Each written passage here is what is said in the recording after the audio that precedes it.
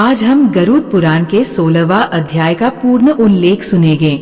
इस अध्याय में मनुष्य शरीर प्राप्त करने की महिमा, धर्माचरण ही मुख्य कर्तव्य, शरीर और संसार की दुख रूपता तथा नश्वरता, मोक्ष धर्म निरूपण जैसे अमृत तुल्य ज्ञान की चर्चा करेंगे।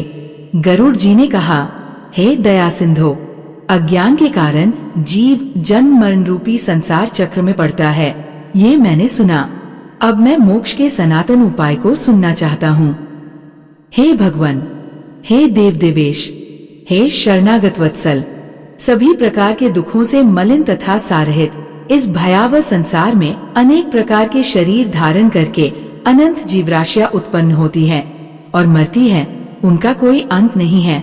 ये सभी सदा दुख से पीड़ित रहते हैं, इन्हें कहीं सुख नहीं प्राप्त होता।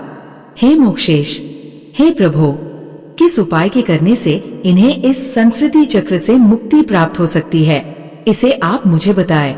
श्री भगवान ने कहा, हे तार्क्ष्य, तुम इस विषय में मुझसे जो पूछते हो मैं बतलाता हूँ। सुनो, जिसके सुनने मात्र से मनुष्य संसार से मुक्त हो जाता है, वह परब्रह्म परमात्मा निष्कल, कलारहित, परब्रह्म स्वरूप, शिव स्वरूप, सर्वज्ञ, सर्वेश्वर, निर्मल तथा अद्वय, द्वैत भाव रहित है। वह परमात्मा स्वत प्रकाश है, अनादि, अनंत, निर्विकार, परात्पर, निर्गुण और सच्चिदानंद स्वरूप है। यह जीव उसी का अंश है। जैसे अग्नि से बहुत सी स्फुलिंग अर्थात चिंगारियां निकलती हैं, उसी प्रकार अनादिकालीन अविद्या से युक्त होने के कारण अनादिकाल से किए जाने वाले कर्मों के परिणाम स्वरूप देहादि उपाधि को धारण करके जीव भगवान से पृथक हो गए हैं। वे जीव प्रत्येक जन्म में पुण्य और पाप रूप सुख दुख प्रदान करने वाले कर्मों से नियंत्रित होकर तत्त जाति के योग से देह, शरीर, आयु और कर्मानुरोधी भोग प्राप्त करते हैं। हे खग, इसके पश्चात भी पुनः वे अत्यंत सूक्ष्म लिंग शरीर प्राप्त करते हैं और ये क्रम मोक्ष पर्यंत स्थित रहता है। ये जीव कभी स्थावर, वृक्षलतादि जड़ योनियों में, पुनः कृमियोनियों में, तदंतर जलचर, पक्षी और पशु योनियों को प्राप्त करते हुए मनुष्य योनि प्राप्त करते हैं। फिर धार्मिक मनुष्य के रूप में और पुनः देवता तथा देवयोनि के पश्चात क्रमश मोक्ष प्राप्त करने के अधिकारी होते हैं। उद्भिज, स्वेदज और पिंडज, जरायुज, इन 4 प्रकार के शरीरों को सहस्त्रों बार धारण करके उनसे मुक्त होकर सुकृतवश पुण्य प्रभाव से जीव मनुष्य शरीर प्राप्त करता है और यदि वह ज्ञानी हो जाए तो मोक्ष प्राप्त कर लेता है। जीवों की 84 लाख योनियों में मनुष्य योनि के अतिरिक्त अन्य किसी भी योनि में तत्व ज्ञान प्राप्त नहीं होता। पूर्वोक्त विभिन्न योनियों में हजारों जार करोड़ों बार जन्म लेने के अनंतर उपार्जित पुण्य पुंज के कारण कदाचित मनुष्य योनि प्राप्त होती है। मोक्ष प्राप्ति के लिए सोपान भूत ये दुर्लभ मनुष्य शरीर प्राप्त करके इस संस्कृति चक्र से जो अपने को मुक्त नहीं कर लेता, उससे अधिक पापी और कौन होगा।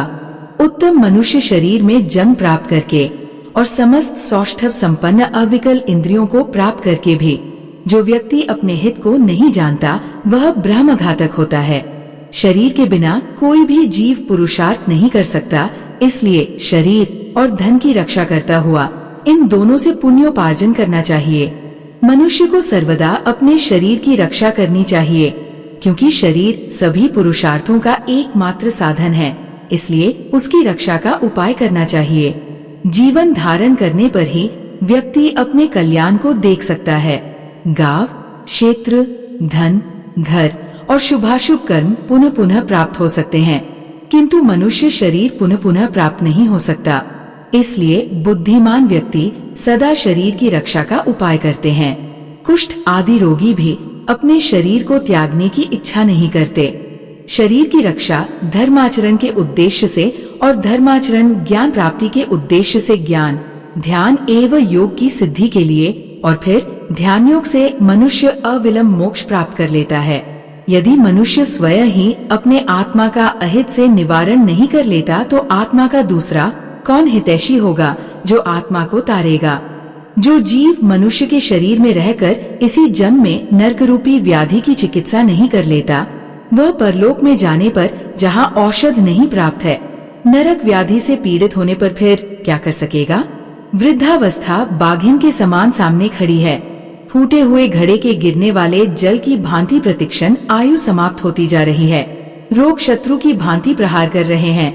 अतः श्रेय प्राप्ति के लिए जीव को अभ्यास करना चाहिए। जब तक दुख प्राप्त नहीं होता, जब तक आपत्तियां घेर नहीं लेती और जब तक इंद्रियों में वैकल्य शिथिलता नहीं आ जाता, तब तक श्रेय प्राप्ति के लिए जीव को प्रयास करते रहना चाहिए। जब तक ये शरीर है तभी तक तत्व ज्ञान का अभ्यास करना चाहिए। भवन में आग लग जाने पर कौन सा दुर्बुद्धि मनुष्य है जो कुआं खोदना प्रारंभ करता है? बहुविध सांसारिक कार्य प्रपंचों में व्यस्त रहने के कारण काल का ज्ञान नहीं होता। ये क्लेश की बात है कि मनुष्य अपने सुख दुख और हित की बात को नहीं समझता। संसार में जीवों को उत्पन्न होते हुए, रोगादि से दुखी होते हुए, मृत्यु प्राप्त करते हुए और आपत्तिग्रस्त तथा दुखी देखकर भी सांसारिक मनुष्य मोहरूपी मदिरा को पीकर कभी भी भयभीत नहीं होता। भौतिक संपत्ति स्वप्न के समान नश्वर क्षण भंगुर है। जीवन भी पुष्प के समान मुरझा जाने वाला है। आयु बादलों में चमकने वाली बिजली के समान चंचल है। ये सब जानते हुए भी मनुष्य को कैसे धैर्य हो सकता है? एक तो मनुष्य की 100 वर्ष की आयु ही बहुत थोड़ी है।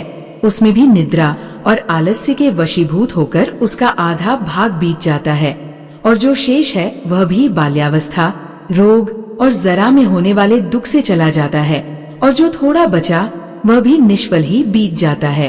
प्रारंभ करने वाले कार्य के विषय में जो उद्योग नहीं करता और जहाँ ब्रह्म चिंतन आदि में जागरूक रहना चाहिए, वहाँ वह सोता रहता है। इसके विपरीत जहाँ सदा भय विद्यमान है, उस संसार में वहाँ वह विश्वस्त है। सा जो मनुष्य है वह अभागा क्यों नहीं मारा जाएगा? जल में उठने वाले फेन के समान अतीव क्षण भंगुर देह को प्राप्त करके जीवात्मा उसमें स्थित रहता है। ये शरीर ही उसको प्रिय संवास के रूप में प्रतीत होता है, किंतु इस अनित्य शरीर में जीवात्मा निर्भय होकर कैसे रह सकता है?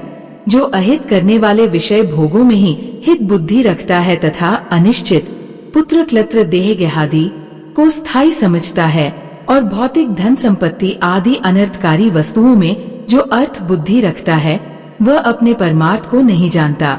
जो ये जगत किसी का नहीं हुआ सा देखते हुए भी गिर रहा है और आत्मज्ञान विषयक वचनों को सुनते हुए भी जिसे बोध नहीं होता, पढ़ करके भी उसका अर्थ नहीं समझता, सा इसलिए होता है कि जीव भगवान की माया से मोहित है। मृत्यु, रोग और जगरूपी ग्राहों के द्वारा गंभीर काल सागर में डूबते हुए इस जगत को कोई भी नहीं जान पाता। प्रतिक्षण क्षीण होते हुए भी इस काल की सूक्ष्म गति को जीव वैसे ही नहीं जान पाता जैसे कच्चे घड़े में स्थित जल के विगलित होने का ज्ञान नहीं हो पाता। कदाचित वायु का बांधना संभव हो सकता है, आकाश को खंड खंड करने की तरंगों के गुम्फन की कल्पना भी संभव हो सकती है, परंतु आयु के शाश्वत होने की आस्था कथमपि संभव नहीं हो सकती। जिस काल के द्वारा जल जाती है, मेरु पर्वत भी चूर चूर हो जाता है, सागर का जल भी सूख जाता है, उस काल से मनुष्य शरीर की रक्षा की क्या कथा? मेरा पुत्र, मेरी पत्नी, मेरा धन, मेरे बांधव, इस प्रकार मैं कहते हुए मनुष्य रूपी बकरे को हठपूर्वक काल रूपी भेड़िया मार डालता है। ये मैंने कर लिया, यह करना शेष है, ये दूसरा कार्य भी अभी कुछ करना बाकी है। इस प्रकार की इच्छा से युक्त मनुष्य को यमराज अपने वश में कर लेते हैं। कल किए जाने वाले कार्य को आज, अपराह्न में किए जाने वाले कार्य को पूर्वाह्न में ही कर लेना चाहिए, क्योंकि मनुष्य ने अपना कार्य कर लिया है अथवा नहीं, इसकी प्रतीक्षा मृत्यु नहीं करती। वृद्धावस्था जिसको रास्ता दिखाने वाली है, अत्युग्र रोग ही जिसके सैनिक है, से मृत्यु रूपी शत्रु के तुम सम्मुख स्थित हो, फिर उस प्रबल शत्रु से रक्षा करने वाले परमात्मा की ओर क्यों नहीं देखते, अर्थात उनकी ओर उन्मुख क्यों नहीं होते? तृष्णा रूपी शूल में बिंधे हुए और विषयवासना रूपी घी से सींचे हुए तथा रागद्वेष रूपी अग्नि में पके हुए मनुष्य को मृत्यु खा जाती है। ये जगत सा है कि इसमें मृत्यु बालकों, युवकों, वृद्धों और गर्भस्थ जीवों सभी को ग्रस लेती है। जब जीव अपनी देह को भी यही छोड़कर यमलोक को चला जाता है, तो फिर स्त्री माता पिता और पुत्रादि से किस प्रयोजन से संबंध स्थापित किया जाए। यह संसार दुख का मूल कारण है, इसलिए इस संसार से जिसका संबंध है वही दुखी है, और जिसने इस जगत का त्याग किया वही मनुष्य सुखी है। दूसरा कोई भी कहीं भी सुखी नहीं है। ये संसार सभी प्रकार के दुखों का उत्पत्ति स्थान है, सभी आपत्तियों का घर है और सभी पापों का आश्रय स्थान है। इसलिए से संसार को क्षण मात्र में त्याग देना चाहिए। लौह एवं लकड़ी के पाशों से बंधा हुआ मनुष्य मुक्त हो सकता है, किंतु पुत्र और पत्नी रूपी पाशों से बंधा हुआ मनुष्य कभी भी मुक्त नहीं हो सकता। मनुष्य अपने मन को प्रिय लगने वाले इस जगत में जितने पदार्थों से संबंध बनाता जाता है, उतनी ही अधिक शोक की कीलें उसके हृदय में गड़ती जाती है। ये बड़े खेद की बात है कि मनुष्य की देह में स्थित शब्द स्पर्श रूप रसगंध विषयों का आहार करने वाले इंद्रिय रूपी चोरों ने इस लोक के समस्त धन को अपहरित करके इसे नष्ट कर दिया है। अर्थात परलोक के लिए हितकारी धर्म रूपी जो धन है उसका इंद्रियों ने हरण कर लिया है। मांस लोभी मत्स्य जैसे बंसी में लगे हुए लोहे के अंकुश को नहीं जान पाता, उसी प्रकार विषयों से प्राप्त होने वाले सुख के लोभ से जीव यमयातना की परवाह नहीं करता। हे गरुड़, जो अपने हित और अहित को नहीं जानते, सदा कुमार पर चलने वाले हैं और मात्र पेट भरने में ही जिनका सारा अध्यवसाय रहता है, वे मनुष्य नरकगामी हैं। निद्रा, मैथुन और आहार आदि की स्वाभाविक प्रवृत्ति सभी प्राणियों में समान रूप से विद्यमान रहती है। उनमें जो वास्तविक हितहित को जानने वाला ज्ञानवान है वह मनुष्य कहा जाता है, और उस ज्ञान से जो शून्य है वह पशु कहलाता है। मूर्ख मनुष्य प्रातः काल मलमूत्रों के वेग से, मध्य दिन में क्षुधा और तृषा से तथा रात्रि में काम क्रीड़ा और निद्रा से बाधित रहते हैं। हाय, ये खेद की बात है कि अज्ञान से मोहित होकर सभी जीव अपनी देह, धन, पत्नी आदि में आसक्त होकर बार बार पैदा होते हैं और मर जाते हैं। इसलिए सदा आसक्ति का त्याग कर देना चाहिए, और यदि उसका सर्वथा त्याग न हो सके तो महापुरुषों के साथ संबंध बनाना चाहिए, क्योंकि संत पुरुष संसार स्थिरूपी रोग के भेषज है। सत्संग और विवेक, ये दोनों ही व्यक्ति के दो निर्मल नेत्र हैं। जिस व्यक्ति के पास ये नहीं है वह अंधा है। अंधा मनुष्य कुमारगामी क्यों नहीं होगा? अपने अपने वर्ण और आश्रम के लिए शास्त्र बोधित आचारों का पालन करने में संलग्न रहने वाले सभी मनुष्य यदि परम धर्म को नहीं जानते तो वे दंभाचारी व्यर्थ में नष्ट हो जाते हैं। कुछ लोग अनेक प्रकार की क्रियाओं को करने का प्रयत्न करते हैं और कुछ अन्य व्रत, उपवास आदि में संलग्न रहते हैं। अज्ञान से आवृत आत्मा वाले कुछ लोग ढोंगी बनकर विचरण करते हैं। कर्मकांड में आस्था रखने वाले मनुष्य शास्त्र बोधित नाम मात्र की फल श्रुतियों से संतुष्ट होकर के मंत्रोच्चारण और होमादि कृत्यों से तथा यज्ञ से विस्तृत विधानों से भ्रांत रहते हैं, उन्हीं में उलझे रहते हैं। मेरी माया से विमोहित होकर शरीर को सुखाने वाले मूर्ख लोग एक भुक्त, उपवास आदि व्रतों का आचरण करके परोक्ष परमगति को प्राप्त करना चाहते हैं। शरीर को दंड देने मात्र से क्या अविवेकी पुरुषों को मुक्ति प्राप्त हो सकती है? वल्मीक, सांप की बाबी को ताड़न करने मात्र से क्या कहीं भी महासर की मृत्यु होती है? बड़ी लंबी जटाओं के भार को ढोने वाले और मृगचर्म आदि से युक्त दाम्भिक पुरुष वेश धारण करके ज्ञानी की भांति ही लोक में भ्रमण करते हैं और लोगों को भी भ्रमित करते हैं। सांसारिक सुख में आसक्त जो व्यक्ति मैं ब्रह्म ज्ञानी हूँ सा कहता है, वह कर्म मार्ग तथा ब्रह्म ज्ञान मार्ग दोनों मार्गों से भ्रष्ट हो जाता है। उसे चांडाल की भांति छोड़ देना चाहिए। संसार में, घर में और अरण्य में लज्जा त्याग कर समान रूप से नग्न होकर गर्दभ आदि पशु भी विचरण करते हैं, तो क्या इस आचरण से वे संसार से विरक्त हो जाते हैं? यदि मिट्टी और भस्म के धारण करने मात्र से मनुष्य मुक्त हो जाए, तो मिट्टी और भस्म में शयन करने वाला वह कुत्ता भी क्या मुक्ति प्राप्त कर लेगा? घास पात और जल का आहार करने वाले तथा निरंतर जंगल में निवास करने वाले श्रृंगाल, चूहे तथा मृग आदि पशु भी क्या तपस्वी योगी हो जाते हैं? अर्थात अन्न छोड़ देने, ग्राम या नगर में निवास छोड़कर वन में रहने मात्र से कोई सन्यासी नहीं हो जाता। मंडूक अर्थात मेढक और मत्स्य आदि जलचर जीव जन्म से लेकर मृत्यु पर्यंत गंगा आदि नदियों में निवास करते हैं तो क्या वे योगी हो जाते हैं? कबूतर शिलवृत्ति कंकर का आहार करने वाले हैं तथा चातक कभी भी भूमि पर स्थित जल को नहीं पीते तो क्या इससे वे व्रती हो जाते हैं? इसलिए है खगेश्वर। पूर्वोक्त संपूर्ण कर्मानुष्ठान केवल लोक रंजन मात्र के लिए है। मोक्ष का अकरण तो साक्षात तत्व ज्ञान ही है। हे खग, षड्दर्शन रूपी महाकूप में पड़े हुए मनुष्य रूपी पशु परमार्थ को नहीं जानते हैं, क्योंकि वे पशुपाश से नियंत्रित रहते हैं। वेद और शास्त्र रूपी घोर समुद्र में इधर उधर ले जाए जाते हुए कुतार्किक व्यक्ति षडूर्मियों, क्षुधा पिपासा, शोकमोह और जन्म मृत्यु को षडूर्मी कहा जाता है से ग्रस्त होकर स्थित रहते हैं। बहुत से लोग वेद और शास्त्र का अध्ययन तो करते हैं और परस्पर एक दूसरे को बोध भी कराते हैं, तात्पर्य समझाते हैं, पर वे परम तत्वों के विषय में उसी प्रकार कुछ नहीं जानते जिस प्रकार कलछी पाकस को नहीं जानती। पुष्प को धारण तो सिर करता है, किंतु उस पुष्प की गंध को नासिका ही जानती है।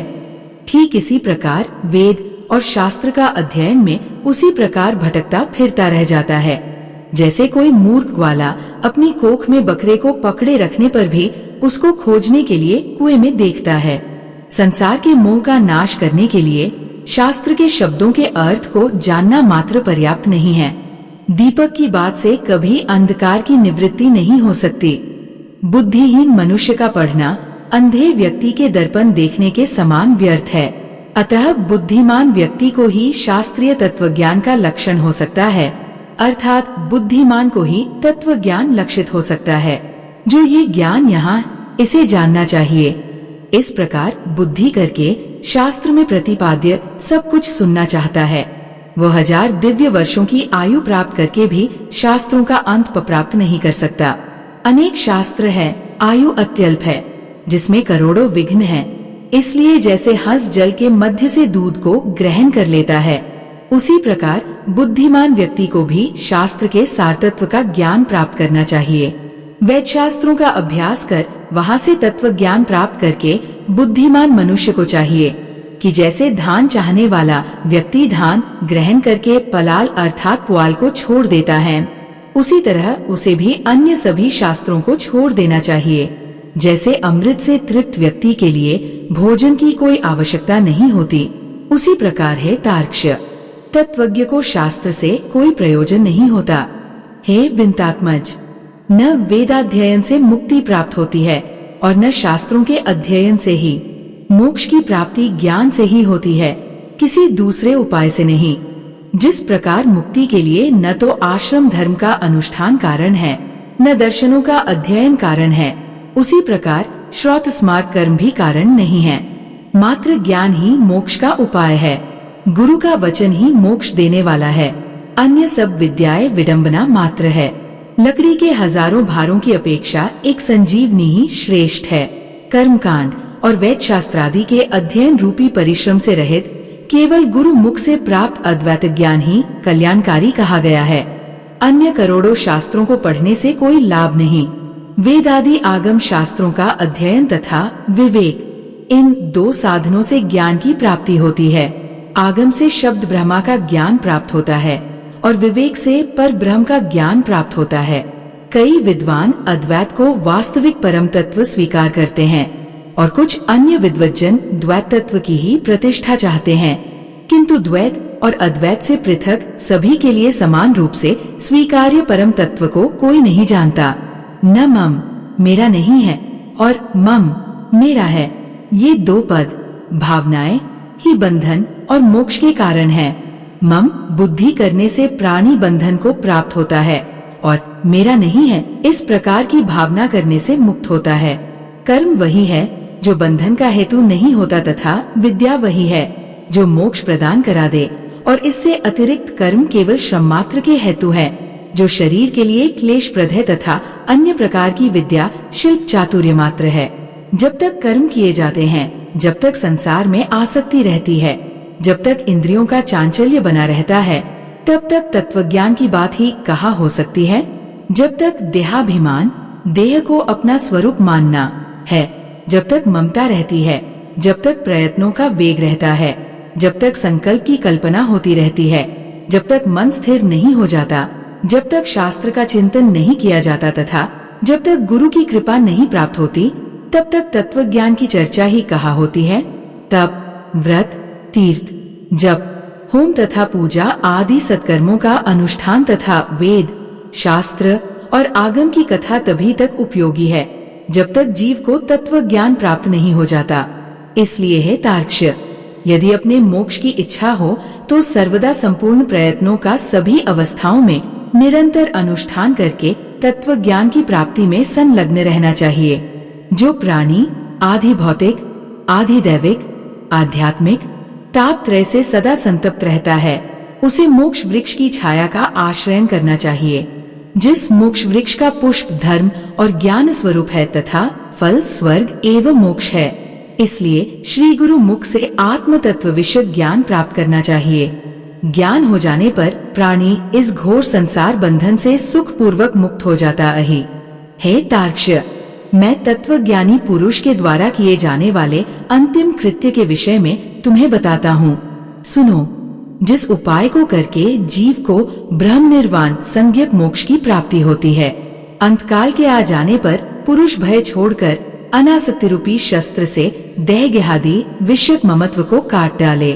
वह धीर पुरुष घर से निकलकर पवित्र तीर्थ के जल में स्नान करके पवित्र और एकांत देश में विधिवत आसन लगाकर बैठ जाए और शुद्ध परम त्रिवृत ब्रह्माक्षर अर्थात ओंकार का मन से अभ्यास करे तथा ब्रह्म बीज स्वरूप ओंकार का निरंतर स्मरण करके श्वास को जीतकर मन को नियंत्रित करे।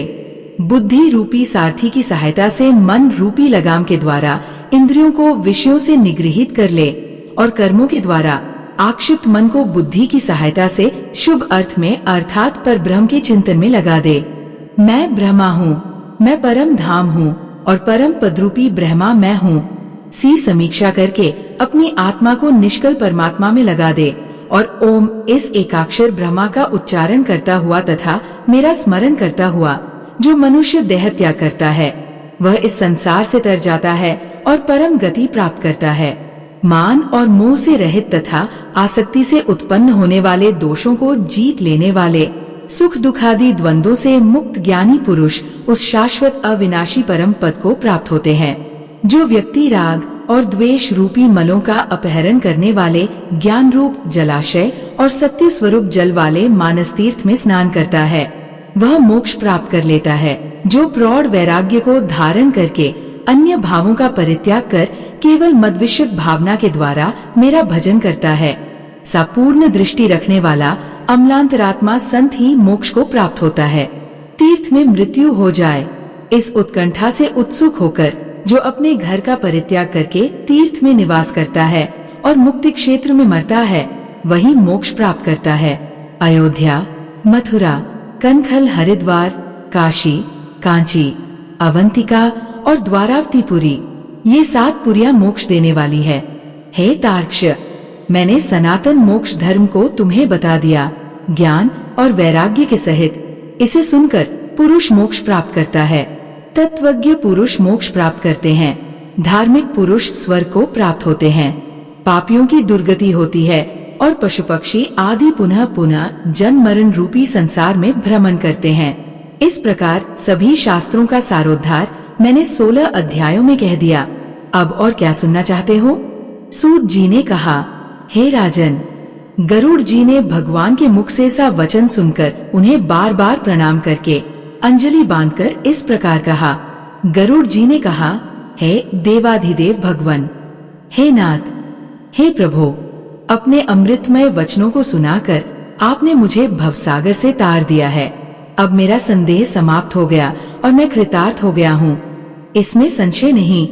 सा कहकर गरुड़ जी ने मौन होकर भगवत ध्यान परायण हो गए। स्मरण करने से जो दुर्गति का हरण कर लेते हैं, पूजन और यज्ञ के द्वारा जो सद्गति प्रदान करते हैं और अपनी परम भक्ति के द्वारा जो मुक्ति प्रदान करते हैं, वे हति मेरी रक्षा करें। इस प्रकार गरुड़ पुराण के अंतर्गत सारोद्धार में भगवान विष्णु और गरुड़ के संवाद में मोक्ष धर्म निरूपण नामक 16वां अध्याय पूरा हुआ। गरुड़ पुराण श्रवण सुनने का फल। श्री भगवान ने कहा, हे तार्क्ष, इस प्रकार मैंने और्ध्वदैहिक कृत्यों के विषय में सब कुछ कह दिया। मरना शौच में 10 दिन के अंदर इसे सुनकर व्यक्ति सभी पापों से मुक्त हो जाता है। यह परलोक संबंधी कर्म पितरों को मुक्ति प्रदान करने वाला है और परलोक में तथा इस लोक में भी पुत्र को वांछित फल देकर सुख प्रदान करने वाला है। जो नास्तिक अधम व्यक्ति प्रेत का ये और्ध्वदैहिक कर्म नहीं करते, उनका जल सुरा के समान अपेय है, इसमें कोई संशय नहीं।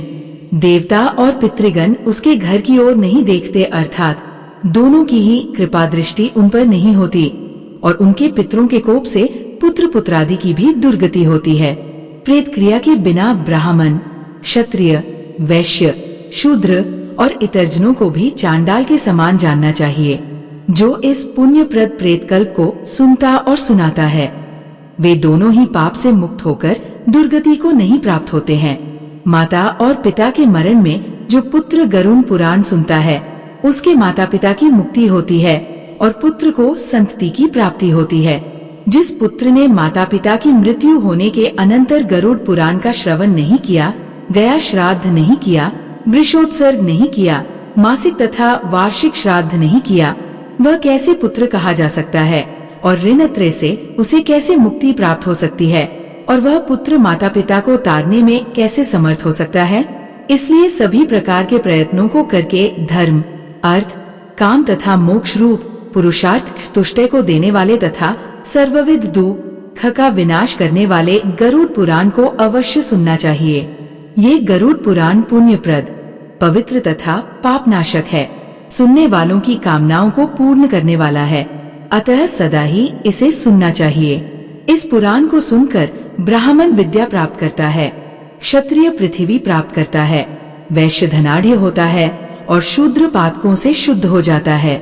इस गरुड़ पुराण को सुनकर सुनाने वाले आचार्य को पूर्वोक्त शया दानादि संपूर्ण दान देने चाहिए, अन्यथा इसका श्रवण फलदायक नहीं होता।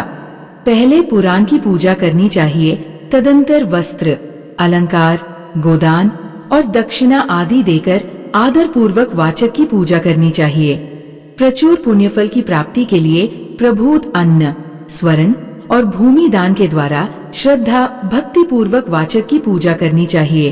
वाचक की पूजा से ही मेरी पूजा हो जाती है, इसमें संशय नहीं, और वाचक के संतुष्ट होने पर मैं भी संतुष्ट हो जाता हूँ, इसमें भी कोई संशय नहीं। इस प्रकार गरुड़ पुराण के श्रवण का फल संपूर्ण हुआ।